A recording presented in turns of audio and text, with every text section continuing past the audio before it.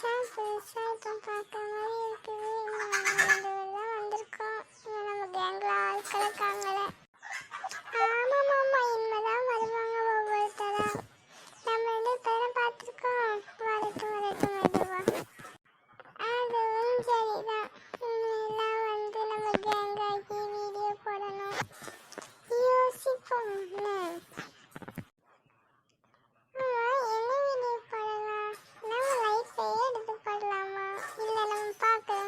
படலாமா? என்ன வீடியோ போட? அம்மா ஸ்டார்டிங்லேயே இவ்வளோ லென்த்தாக வீடியோ போட்டா எல்லாம் பார்ப்பாங்களா?